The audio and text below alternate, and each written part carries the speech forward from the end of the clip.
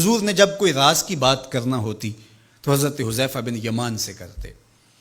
تو فرماتے ہیں کہ میں چونکہ حضور کے ساتھ نماز نہیں پڑھ سکا تھا، کافی وقت گزر گیا، تو ماں نے مجھے اجازت دی حضور کی خدمت میں حاضر ہونے کی. اس شرط پہ ماں نے چھٹی دے دی کہ حضور سے جا کے میرے لیے بھی اور اپنے لیے بھی مغفرت کی دعا کروانا. چونکہ صحابہ کی شدید آرزو ہوتی تھی کہ حضور کے ہاتھ اٹھ جائے. انہیں پتہ تھا کہ یہ ہاتھ اٹھ جائے تو باب اجابت تک پہنچتے ہیں، پھر خالی نہیں موڑے جاتے. تو کہا کہ حضور سے میرے لیے اور اپنے لیے مغفرت کی دعا کروانا. ماں نے اجازت دے دی تو یہ حضور کی خدمت میں آئے. کہتے ہیں میں نے مغرب کی نماز پڑھی اور سلام پھرا تو میرے دل میں تھا کہ حضور سے ملوں اور کہوں کہ حضور میرے لیے، میری ماں کے لیے مغفرت کی دعا کر دیجئے.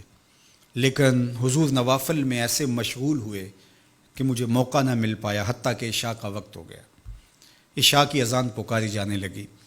حضور نے نماز عشاء پڑھائی، سلام پھرا تو میرے دل میں تھا کہ ماں نے جاتے ہی پوچھنا ہے کہ دعا کروائی تھی تو کیا جواب دوں گا. مغرب کی نماز کی چھٹی ملی، عشاء بھی ہو گئی اور میں عرض نہیں کر سکا.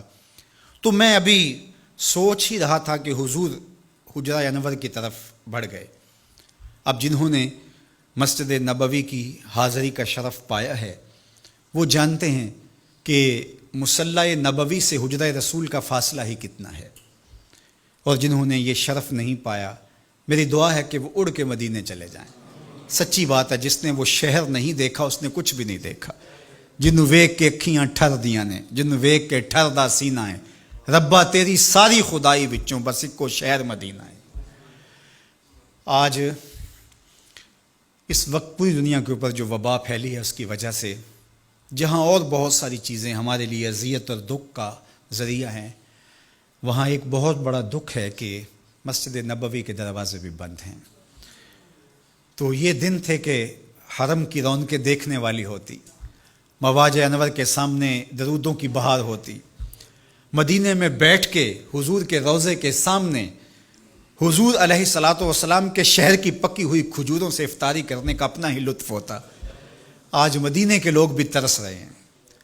بچپن سے لڑکپن تک اور لڑکپن سے جوانی تک اور جوانی سے بڑھاپے تک 80 سال عمر ہو گئی، جنہوں نے رمضان المبارک کا روزہ مسجد نبوی سے باہر کبھی کھولا ہی نہیں، آج اپنے گھروں کی چھتوں پہ کھڑے ہو کے میناروں کو دیکھتے اور چیخیں مار رہے ہیں. اللہ اس وبا کے دن مختصر کر دے اور اس امت کے لیے آسانیاں پیدا کر دے. تو حضور علیہ السلام اٹھے مصلی انور سے اور اپنے حجرہ انور کی طرف چل پڑے.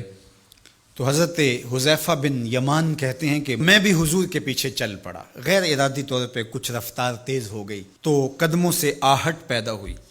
تو حضور نے ارشاد فرمایا کہ من ھذا، کون ہے؟ پھر خود ہی کہا حذیفہ تو نہیں؟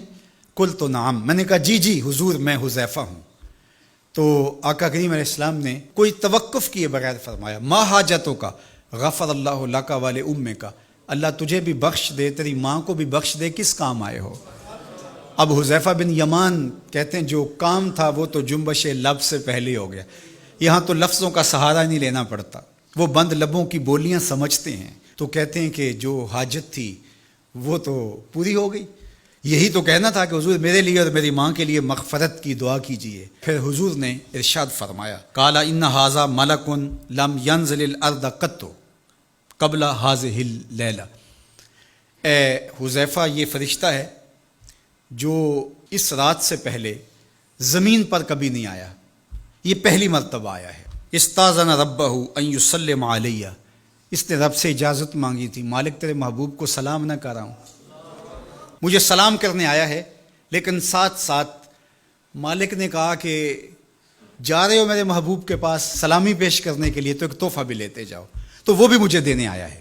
تو وہ تحفہ کیا ہے سنو، بے انا فاطمہ سیدۃ نساء اہل الجنہ، مجھے خوشخبری دینے آیا ہے کہ آپ کی بیٹی فاطمہ جنتی عورتوں کی سردار ہے. اور وَأَنَّ الْحَسَنَ وَالْحُسَيْنَ سَيِّدَا شَبَابِ أَهْلِ الْجَنَّةِ، اور حسن اور حسین فاطمہ کے بیٹے جنتی جوانوں کے سردار ہیں. یہ آج خوشخبری لے کر کے میرے پاس مجھے سلام کرنے آیا ہے. تو یہ ملکہ جنت ہیں، خاتون جنت ہیں، سیدہ نساء اہل جنت ہیں. کہتے ہیں کہ جب حضور علیہ الصلاۃ والسلام کو سیدہ فاطمہ الزہرا رضی اللہ تعالی عنہا کوئی بات کرتی تھی تو حضور ان کی بات کو نہیں ٹالتے تھے، ان کی بات مان لیتے تھے۔